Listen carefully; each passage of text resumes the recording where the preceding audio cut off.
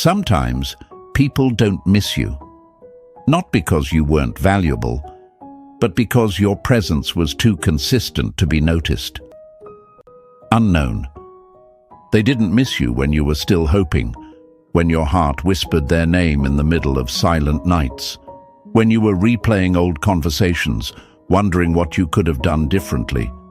No, they didn't miss you then, because you were still missing them. And as long as your energy was orbiting around their world, they never had to feel your absence. They didn't miss you, not until you stopped. Hey folks, imagine this. You're pouring water into a cup with no bottom. You keep pouring and pouring, thinking one day they'll finally feel how much you're giving, but nothing changes. Then one day you stop. The water no longer flows, and suddenly they're thirsty. That's how emotional energy works. People get used to your presence. They treat your loyalty like background music. It's only when the song stops that they realize how quiet it feels without you. They didn't miss you while you were still trying, while you were checking your phone, staring at the last message they didn't answer, while you were wondering if they were thinking about you, all the while losing pieces of yourself. But the moment you chose peace over pressure, something changed. Not in them, in you. You see, we've been fed this lie that if we love hard enough, stay long enough, hold on tight enough, eventually people will see our worth. But that's not how real respect works. Respect isn't begged for, it's felt in your absence. It's recognized in your silence. It's earned when you stop showing up where you're not appreciated. As Epictetus said, freedom is the only worthy goal in life. And freedom, my friends, is found the day you stop needing someone else to validate your worth. They didn't miss you because they didn't value you. They didn't miss you because they were never forced to live without you. But when your silence became consistent, when your energy stopped knocking at a door that no longer opened, that's when the shift happened. They started to feel the weight of what they lost. They started to replay what they took for granted. And suddenly your name wasn't just a memory, it became a lesson, a reminder, a regret. And let's be real, this isn't about becoming cold, this isn't about revenge, this is about growing up emotionally, detaching with dignity, loving yourself enough to walk away without bitterness.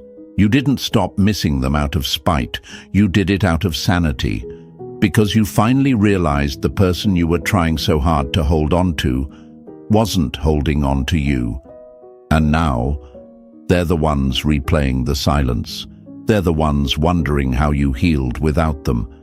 But you know the truth. You stopped healing for them and started growing for you. So if you're here right now, nodding your head, feeling that quiet fire inside you rise, write this in the comments. I've stopped missing them. Let the world know. Let yourself know. Let them feel it. And don't forget to hit that like button and subscribe. We've got more soul-shifting wisdom coming, and I promise, the journey ahead gets even better. Stay with me, folks. This is just the beginning. Number 1, you were always there, and that's why they couldn't feel the absence. Never make someone a priority when all you are to them is an option. Let's be real. They didn't miss you because they never had to. You were always there, emotionally available, silently showing up, checking on them without being asked, loving them even when they gave you scraps. And the worst part, you thought that was strength. You thought being loyal through silence, through distance, through emotional neglect would eventually earn you their recognition. But here's the brutal truth, my friends. People don't miss what's always within reach. They don't value what they believe will never walk away. Imagine a light bulb in a room, always on, always glowing. Nobody thinks about it. It's just there. Until one day, it flickers off, Suddenly, everyone notices the darkness. Suddenly, everyone remembers how comforting that light used to be. That's you. You were the quiet light, the reliable warmth, the steady energy they leaned on without even realizing it. And when you finally stopped, when you finally dimmed that light to protect your peace, that's when they started stumbling through the dark, searching. Now some of you might ask, but why didn't they see it before?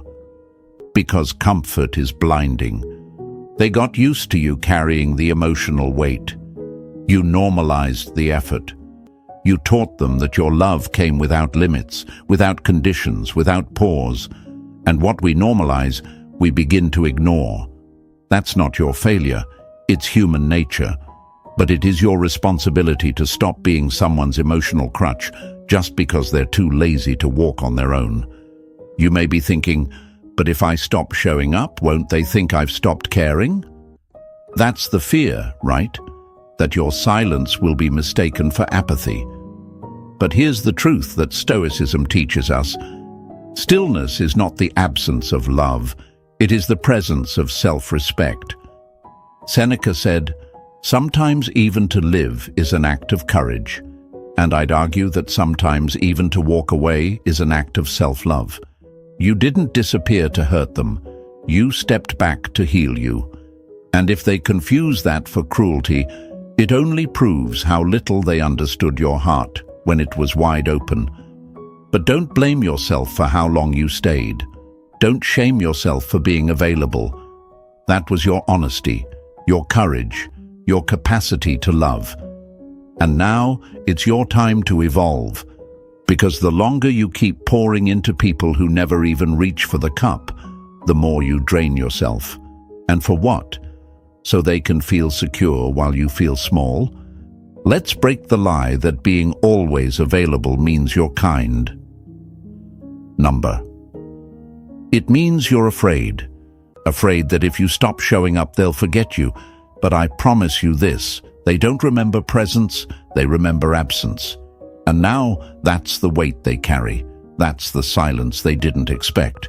And it's not loud or dramatic. It doesn't come with slamming doors or final texts. It comes with peace, with composure, with that calm, unshakable strength of a person who finally understands. I don't need to be missed to matter. And look, I know it's hard. It's hard to shift from chasing to choosing, from waiting to walking away, from hoping to healing. But hard doesn't mean wrong.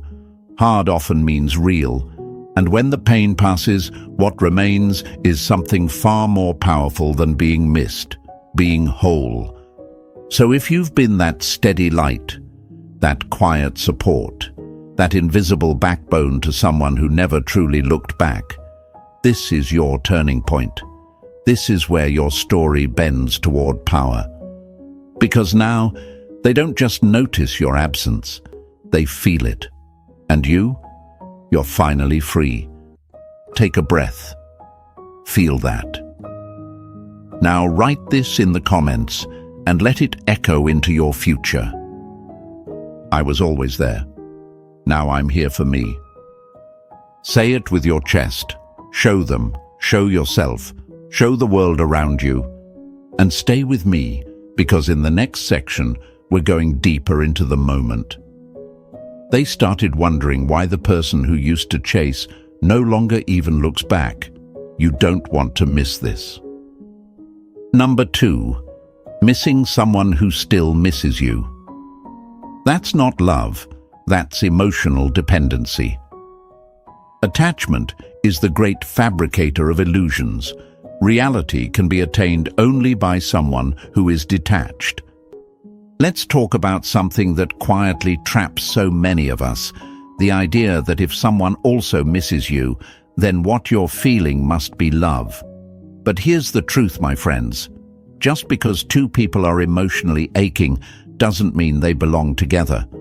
Missing someone doesn't mean they're good for your growth. And clinging to that shared pain, that's not love. That's emotional dependency dressed up in nostalgia. It's like two people stranded at sea. You're both holding on to the same broken piece of wood, thinking it's keeping you afloat. But it's not. It's just delaying the swim to shore. That piece of wood is your memories, the what-ifs, the almosts, the closeness that never matured into commitment, and instead of swimming to safety, you keep holding on because at least you're not alone, right? But what you don't realize is, it's sinking you both. Now here's the real kicker. Some of you are hoping they miss you just enough to come back, just enough to realize what they lost, just enough to text you, "I miss us." But let's ask the hard question. If they truly valued you, why did it take your absence to trigger their feelings? Why did your silence have to scream what your love once whispered? We romanticize shared pain. We think, well, they're hurting too, so it must have meant something. And maybe it did. Maybe you were real. But Stoicism teaches us something different. Value is not measured by mutual suffering. It's measured by mutual growth. If two people can't elevate each other while together, their emotional connection becomes a loop, a cycle, a trap disguised as fate. Let me break a lie we've been sold, that if someone misses you, it means they're the one. Sometimes people miss the comfort, not the connection. Sometimes they miss your emotional support, not your soul. Sometimes they miss the way you made them feel, not you. And that distinction, it matters. A lot. Because when you keep feeding that bond with your thoughts, your time, your hope, you're not healing. You're just romanticizing your own hurt. You're watering weeds hoping they'll turn into roses. But my friends, no amount of water can change the nature of the seed. You might be afraid right now, afraid to truly let go, afraid that if you stop missing them, you'll lose the last piece of what you had. But ask yourself, what exactly are you holding on to? Are you clinging to the person, or the feeling, or worse, the version of you that only existed when they were in your life?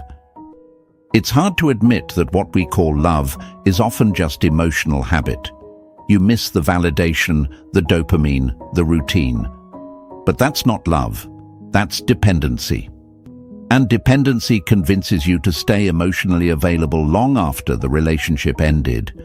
It keeps you checking their social media, overanalyzing their silence, replaying the memories, hoping the echo of their name still matters. But here's what I want you to hear in your soul. You don't heal by waiting to be missed. You heal by realizing you never needed their acknowledgement to grow. You don't need their confirmation. You don't need their regret. You don't even need their closure. What you need is clarity. And clarity begins the moment you stop needing your pain to be mutual. When you truly detach, it's not that you become cold, it's that you finally stop begging for warmth from someone who kept handing you ice. You stop sitting at a table where love was conditional. You stop proving your worth to someone who only recognized it when it was convenient. So if you've been stuck in the cycle of missing someone who might still miss you too, this is your call to step off that emotional carousel. Let go, not because they don't matter, but because you matter more.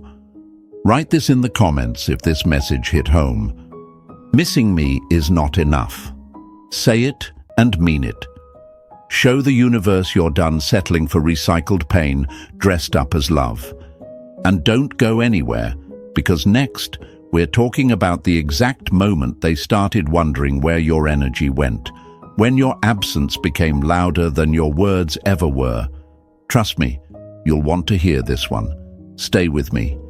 3, the day you stopped hoping was the day they started wondering. You only lose what you cling to. There's always that one moment, quiet, subtle. It doesn't come with fireworks or a grand emotional breakdown. It's not loud, it's not messy, it's still. It's a whisper in your soul that says, enough. Enough waiting, enough hoping, enough trying to decode silence like it's some kind of hidden love letter. And my friends, that moment, that's when the real shift begins. That's the day they start to wonder. Not because you disappeared, but because you finally stopped hoping. You see, hoping for someone to come back is a lot like staring at a locked door, waiting for it to open itself. You jiggle the handle every now and then, peek under the frame, check if there's light coming through the crack. And the saddest part? You convince yourself the door is still yours, just because it was once open. But that door, if it wanted you on the other side, it wouldn't be shut in the first place. Let's be honest here, folks. For a long time, your hope wasn't just about love. It became a habit, a routine. Wake up, wonder what they're thinking. Go to sleep, wonder if they'll miss you tomorrow. And every little thing felt like a sign, a post, a story view, a song lyric. Your mind turned into a detective, building castles on maybes and what-ifs. But none of that was real. It was all you, giving meaning to breadcrumbs that should have never been enough to feed your heart in the first place. And here's where it gets interesting. They were never forced to think deeply about you. Why would they? You were still hoping, still energetically holding space, still emotionally lingering in their world, even if they left yours. Hope is a bridge, and you were the only one standing on it. But then, you stopped. You didn't announce it. You didn't post a quote about moving on. You just stopped searching for meaning where none existed. You stopped refreshing their page, stopped waiting on replies that weren't coming. And in doing that, you did something powerful. You broke the emotional contract they thought you'd never tear up. And now, they're the ones wondering why your energy doesn't show up in their notifications, wondering why you no longer take the bait, wondering how someone who once hoped so hard could now walk so calmly. The answer: detachment, not bitterness, not revenge, but inner peace. You didn't stop hoping because you stopped caring. You stopped hoping because you finally started healing. Because deep down, you realized that hope, when it's one-sided, isn't noble. It's heavy, it's exhausting, and it keeps you stuck in a waiting room where the other person never had an appointment. People don't notice your value when you're still trying to prove it. But silence, detachment, that creates space. And in that space, they finally hear what your words could never say. That you're done chasing. That your energy is no longer available to be toyed with, that you've outgrown the need to be seen by someone who refused to look when it mattered. And here's the Stoic twist. When you stop hoping, you return to yourself. You pick up your power from the places you left it. You start watering your own roots instead of chasing empty clouds. You learn that self-respect isn't found in their return, it's found in your release. Marcus Aurelius said, "You have power over your mind, not outside events. Realize this, and you will find strength." And that's what you did. You took the power back from the things you couldn't control, and you planted it in the one place you could, your own mind. So if you're standing at that edge now, where hope is fading and clarity is rising, let it happen. Let the door stay shut. Let the silence echo.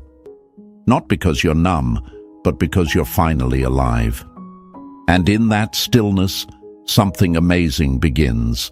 You stop hoping for a return and start building a future where their presence is no longer a requirement for your peace.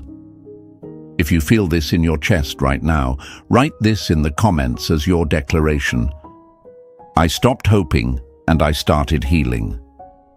Say it, mean it. Let the world know the shift has begun. And don't go anywhere, folks, because next, we're stepping into the moment your absence became a mirror, one they didn't want to look into. It's about to get even deeper. Stay with me. Number 4. Your absence became the mirror they were afraid to look into. The worst part of holding the memories is not the pain, it's the loneliness of it. Memories need to be shared. Your presence was soft, consistent, steady. And because of that, it became invisible. They never had to look too closely. They never had to question if you'd be there, because you always were. You filled the spaces they didn't even know existed. You made silence feel safe. But the moment you withdrew, that's when everything changed. Not just for them, but for you. You see, folks, your absence didn't just leave a void, it created a mirror. And that mirror doesn't lie. It shows them everything they chose not to see when you were standing right in front of them, heart open, effort given, energy offered without price. And now? Now they're looking into that reflection and realizing they weren't the hero of the story. They were just the recipient of your presence. And without you, that story feels empty. It's like walking into a room that was always warm, only to notice how cold the air feels once the fire goes out. They didn't notice the heat before. It was just there. But now the cold creeps in, and suddenly they're looking around, asking, why does it feel so different? That difference, my friends, is you. This is where reality gets uncomfortable for them, because your absence doesn't come with noise. It doesn't slam doors or leave dramatic messages. No, it comes with grace. It comes with detachment. And that scares people more than anger ever could, because anger still holds on. Detachment, it's done. And now they're left to look into the silence and see something they never wanted to face, how they treated someone who only ever showed up for them. The mirror your absence creates doesn't flatter. It reflects. It shows them the ignored messages, the cold replies, the unreciprocated energy. It shows them the slow unraveling of someone who only wanted to be seen. And when that image finally settles in their mind, it haunts them. Not because you vanished, but because they never thought you could. Now, I know some of you are sitting there thinking, I didn't want this to happen. I didn't want to pull away. And I get it. You didn't detach to make them hurt. You detached because staying started to hurt you. That's what Stoicism teaches us. You are not obligated to stay in spaces where your presence is taken for granted. You're not weak for walking away. You're wise. Marcus Aurelius said, "If someone can prove me wrong and show me my mistake, I will gladly change. But I must be convinced not by intimidation, but by reason. And sometimes the most convincing argument is your absence. Not to intimidate, not to prove a point, but because you realized no amount of presence could make someone see your worth if they refused to look. And here's the wildest part. They don't know what to do with the new version of you. The one who doesn't text first, the one who doesn't orbit around their moods, the one who no longer exists for their convenience.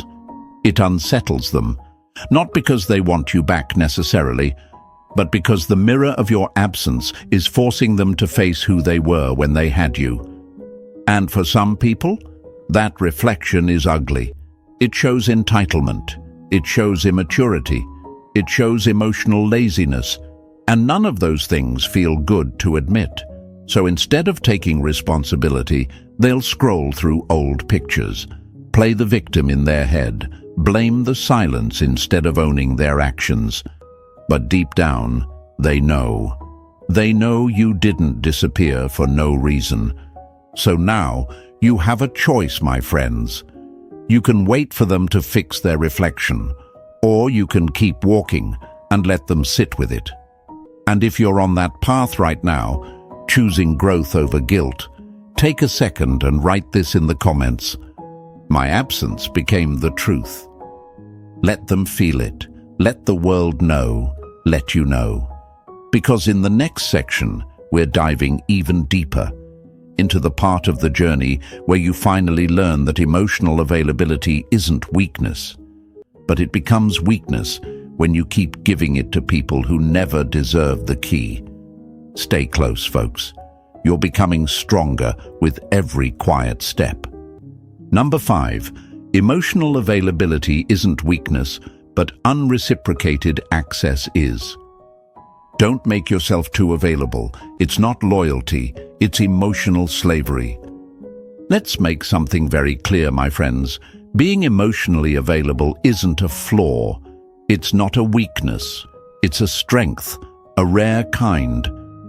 In a world where everyone is trying to act unbothered, unreadable, detached, being someone who feels deeply, who shows up, who loves openly, that takes courage. But here's the catch. Even strength, when given to the wrong hands, can be used against you.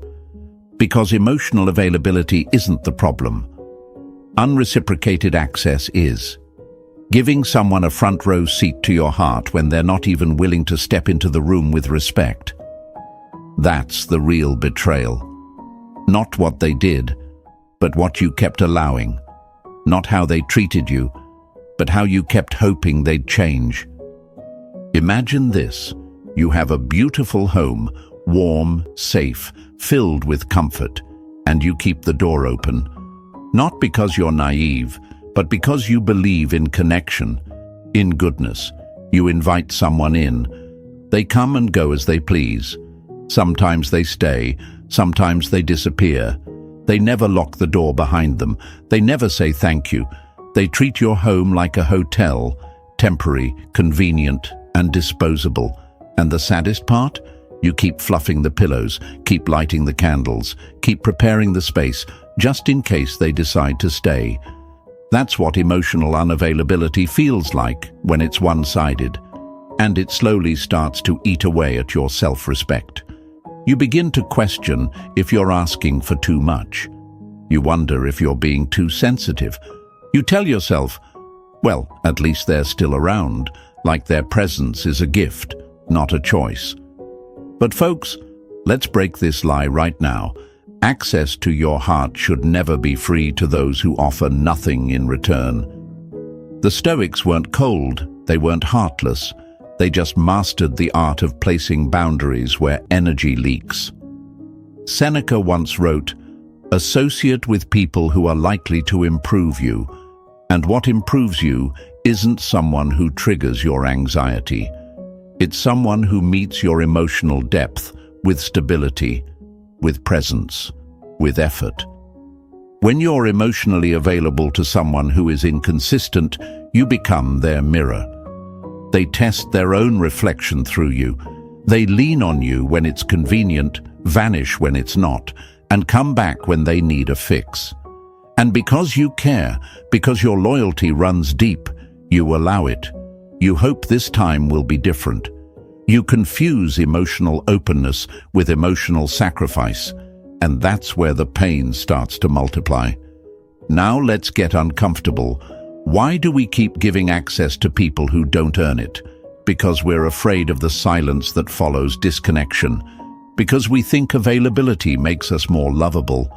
Because deep down, we hope that if we just stay open long enough, they'll finally walk in and stay. But that's not love. That's emotional gambling.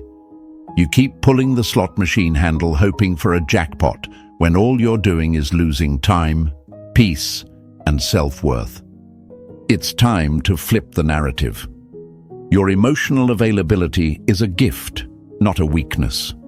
But gifts should go to those who appreciate them, not those who treat them like background noise. You are not a backup plan. You are not emotional Wi-Fi to reconnect to when life gets lonely. You are a human being with depth, value, presence. And the day you realize that is the day the dynamic changes. When you stop being easily available, you start becoming deeply respected. When you start requiring emotional consistency, You stop attracting emotional chaos. When you start protecting your peace like it's sacred, the wrong people stop showing up, and the right ones learn they need to earn their way in. So if you've ever felt like your kindness was mistaken for weakness, like your openness was turned into a revolving door, this is your sign to shut it. Not in anger, in self-respect, in dignity, in growth. And if this section hit your heart, write this in the comments as a vow to yourself. My access is earned. Say it, own it. Show the world you've stepped into your worth. Because next, we're diving into what happens when you stop checking on them, when your absence starts turning into a question mark in their mind and the warmth you once gave. It starts to feel like winter without it. Stay locked in, folks. You're becoming a fortress, quiet, powerful, and untouchable. Number 6. When you stopped checking on them, their world felt colder. You don't have to cut them off. Just stop watering the connection and watch how fast it dies. You used to check on them, didn't you? Quietly, subtly, not always through words, but through energy, a glance at their story, a scroll through their page, a thought here and there wondering if they're doing okay, if they're still thinking about you, if the connection still meant something. You weren't trying to chase, you were trying to care. But care without reciprocity, that's emotional erosion. And one day, you stopped. It wasn't dramatic. You didn't slam your emotional door and shout, "I'm done." You just didn't check. You didn't ask. You didn't look. You didn't wonder. Because what was once love started to feel like leakage. Like your energy was seeping out through invisible cracks, going to someone who never truly caught it. And when you stopped checking on them, something shifted. Not just in your world, but in theirs. It got colder. You see, your energy was a blanket, a soft, steady warmth they didn't even know they were wrapped in.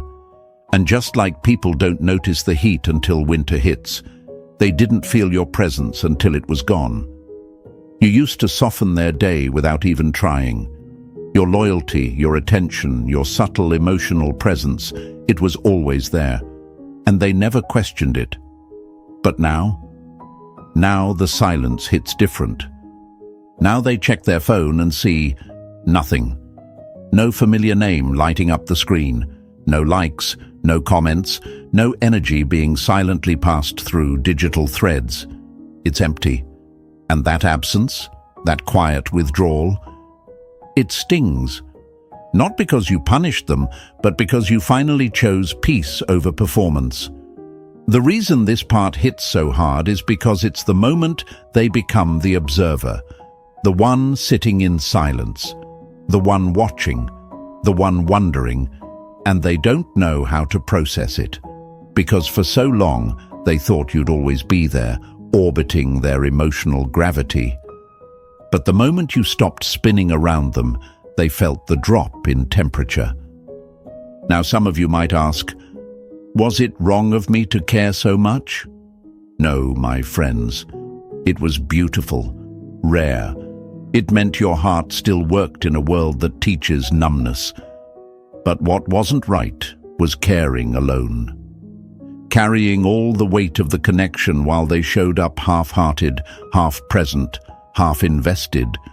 You were showing up like it mattered. They were showing up like it was optional. And that's why the silence hit so hard when you stopped. Because it wasn't silence. It was clarity. The kind that doesn't come from conversations, but from absence. From the moment you stopped checking, they were forced to sit with a truth they had avoided. You were always the one keeping this thing alive. And without your fire, it turns cold fast. The Stoics teach us that we must control where our energy flows. Marcus Aurelius said, "The tranquility that comes when you stop caring what they say, or think, or do, only what you do." And when you applied that, when you stopped doing for them and started choosing you, That's when they began to notice the loss. Because it wasn't just about your presence, it was the care behind it. And that care, that kind of warmth can't be faked. It can't be replaced. It's not something they can pick up from someone new. It's unique. It's yours. And let's be real. They might not say anything. Their ego might stay quiet. But the shift is there. You've created emotional winter, not by turning cold, but by stepping away. And now, the warmth they used to ignore, it's gone. And that is what they miss. So if you're in that space right now, where you're no longer checking, no longer reaching, no longer giving quiet love to someone who only noticed when it was convenient, this is your power. Don't doubt it. Don't second-guess it. You didn't lose them. You just stopped holding the space they were never ready to fill. Write this in the comments if this part hit home. I stopped checking. I found peace. Say it out loud. Claim it. Let it echo. And stay with me, because next we're going even deeper into what happens when detachment isn't about indifference, but about emotional maturity. You've been evolving, and it's time the world sees what that really means. Keep walking, folks. You're becoming something rare. Number 7, detachment is not coldness, it's emotional maturity. Letting go doesn't mean you stop caring. It means you stop trying to force someone to. Let's clear this up once and for all. Detachment is not coldness. It's not cruelty. It's not bitterness in disguise. Detachment is what happens when you've finally outgrown the need to prove your worth to people who never took the time to understand it in the first place. It's what emotional maturity looks like when you've tried everything, cared deeply, gave consistently, and realized none of that could make someone stay who didn't want to. You see, my friends, for the longest time, you were all in. You were emotionally present, fully available. You showed up. You listened. You hoped. And because of that, you believed that somehow your effort would tip the scale, that one day they'd wake up and get it, that your love would reach them. But what no one tells you is that emotional maturity isn't about holding on tighter. It's about knowing when to let go with grace. Imagine holding sand in your hand. If you squeeze too hard, it slips through your fingers. If you hold too loosely, the wind takes it away. But when you're emotionally mature, you understand this. You can hold space for someone without gripping onto them. You can care without controlling. You can walk away while still wishing them well. That's what detachment is. It's strength, not spite. But society has conditioned us to believe that detachment means you don't feel anything, that if you stop reaching out, you've become cold, that if you no longer react, you're heartless. That's the lie we need to destroy today. Because here's the truth. Emotional detachment is what happens when you've felt everything and finally choose peace. It's not that you don't care anymore, it's that you no longer allow your caring to be a leash around your neck. You've learned to separate your peace from their presence. You've learned that your worth doesn't depend on being missed, chased, or even understood. Some people think silence means you're over it. Others think it means you're angry. But silence, when it comes from someone who once poured their soul into the connection, means one thing. It means they've grown. It means they've stepped into emotional clarity. It means they've realized that their love is not supposed to be a performance. It's a gift. And when that gift goes unappreciated, it's not withdrawn in rage. It's simply no longer available. You want to know when they start noticing your value. Not when you're crying, not when you're pleading, not when you're over-explaining your heart. It's when you've gone quiet, not to punish, but because your soul finally decided to rest. When your energy no longer dances to the rhythm of their confusion. That's when detachment becomes loud, louder than any goodbye you could have spoken. Detachment is also the ultimate power shift, because the moment you stop needing them to respond, to apologize, to validate your feelings, that's when you become untouchable. Not because you don't feel, but because you feel responsibly. You've learned to protect your peace like sacred ground. And trust me, they feel that shift. They may not admit it. Their ego might hold them back. But the absence of your emotional chaos, the lack of your reaction, that silence, it haunts. You were once the open book. Now you're a closed chapter. And not because of malice, but because the story was never read with the care it deserved. Epictetus said, "Freedom is the only worthy goal in life. It is won by disregarding things that lie beyond our control. That includes people, their moods, their choices, their silence. Emotional maturity is understanding that your peace is not up for negotiation." So if you're walking in this season right now, where you've stopped explaining, stopped reacting, stopped handing out free access to your emotional core, don't let anyone guilt you into thinking you're cold. You're not cold. You're clear. And clarity feels like silence to people who once fed off your overexertion. Write this in the comments if you feel this deep in your soul. I'm not cold.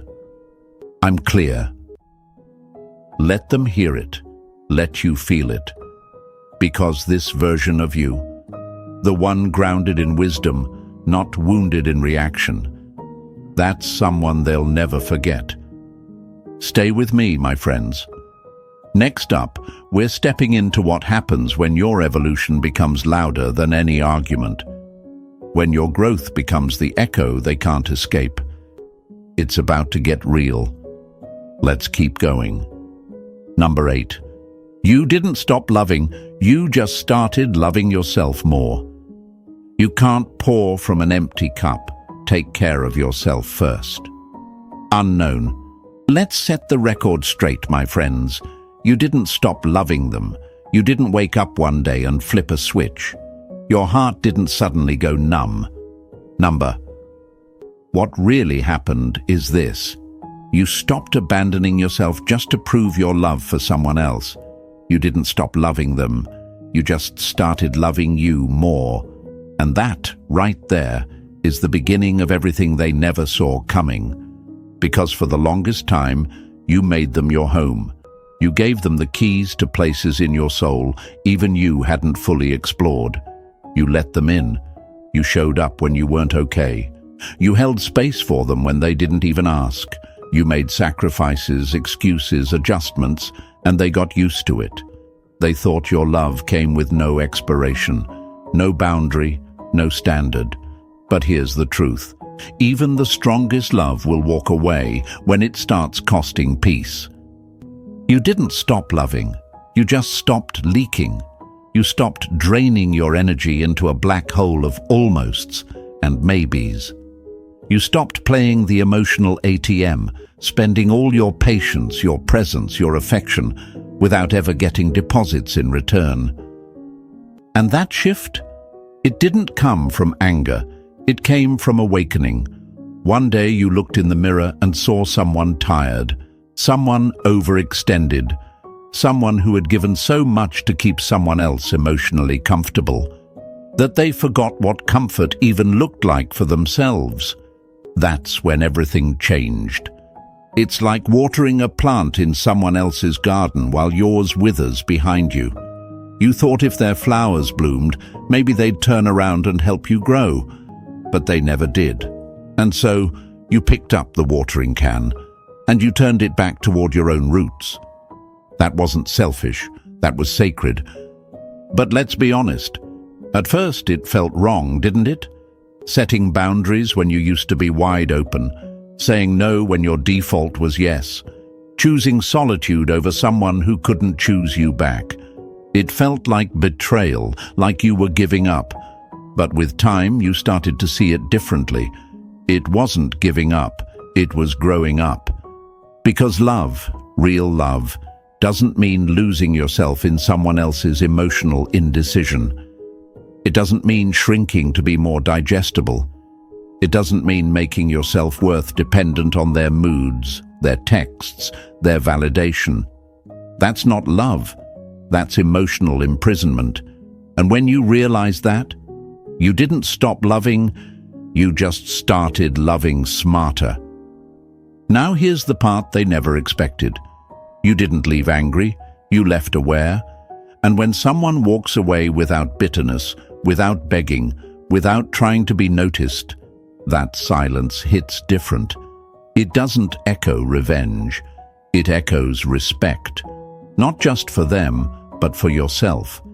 That's what makes it so loud. Marcus Aurelius said, "Very little is needed to make a happy life. It is all within yourself, in your way of thinking."